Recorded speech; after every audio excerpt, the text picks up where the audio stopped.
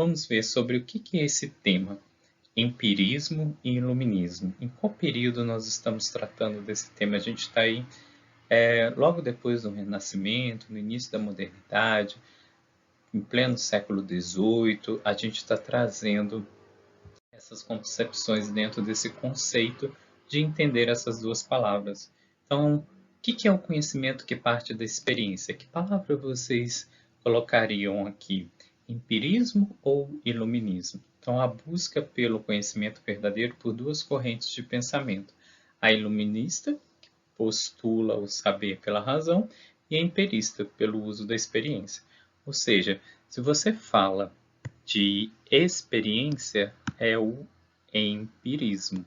Se você fala de razão, temos também a palavra racionalismo, a gente está indo ao encontro do iluminismo, dos iluministas, que usam a razão como principal expoente, a cidade-luz, né? O iluminismo e o racionalismo aparecem muito na França, enquanto que o empirismo ele é uma filosofia mais inglesa, de Londres.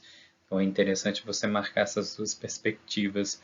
Não é à toa que eu trouxe uma charge aqui para vocês que eu gosto de ilustrar as nossas aulas com um sábado qualquer, que diz pra gente, né? Darwin e Deus, aí tá os dois personagens. Aí Deus fala, Darwin, se os peixes evoluem, por que sempre caem na mesma armadilha? Aí o Darwin responde a Deus, né? Me pergunto a mesma sobre os seres humanos. Me faça essa mesma pergunta sobre os seres humanos. Então, como Darwin e Deus estão postulados frente ao que a gente está chamando de empirismo e iluminismo? Então, o conhecimento que parte da experiência, pelo que eu acabei de dizer para vocês, que conhecimento seria esse?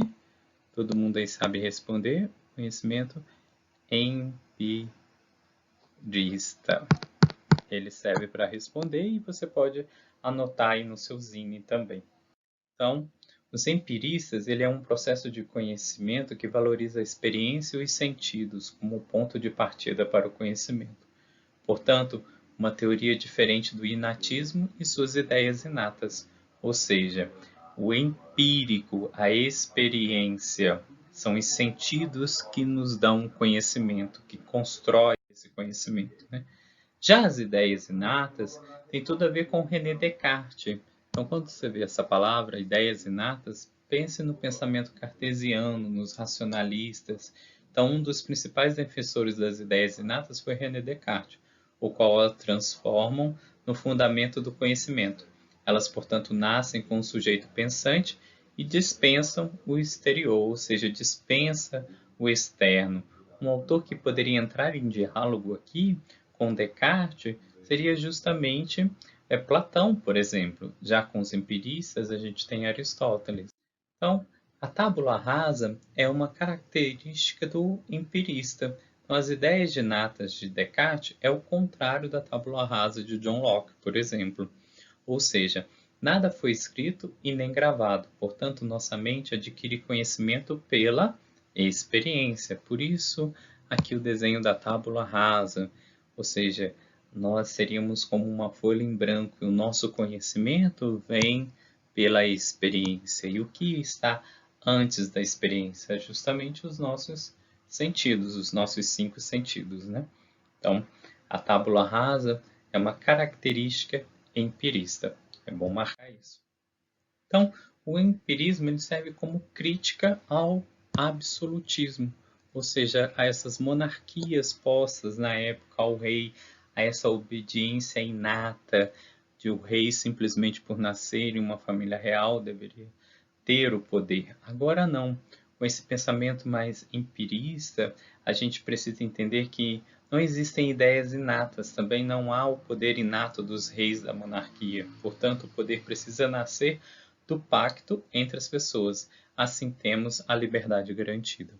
Ou seja, aí surge o nosso tópico importante dessa área, que é nós tratarmos do iluminismo. Ou seja, o iluminismo é a filosofia das luzes, que exalta a liberdade e a igualdade entre os indivíduos, enfatizando a compreensão entre as distintas formas de pensar, além de enfatizar o direito à propriedade privada.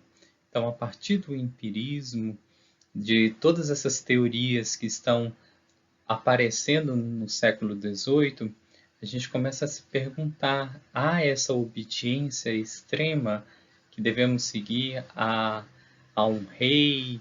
Ou devemos fazer revoluções como a queda da Bastilha, como a Revolução Francesa?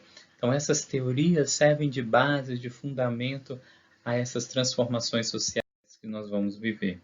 Então, o contrato social, que é um tema muito recorrente no que a gente estuda, tanto para as provas, para o PAS, para o Enem e para o vestibular, são temas recorrentes, porque é nesse momento que surge essa formação de um Estado, como nós entendemos hoje, né? E esse Estado se vincula justamente a essa palavra muito importante que vocês precisam entender e podem investigar um pouco mais sobre elas, que é a questão do contrato social. É uma palavra importante que você pode colocar aqui no seu zine, Tratado do Contrato Social, que indica uma classe de teorias que tentam explicar os caminhos que levam à formação do Estado para manter uma ordem social. A noção de pacto social, seus principais expoentes são o Thomas Hobbes, o John Locke e o Jean-Jacques Rousseau.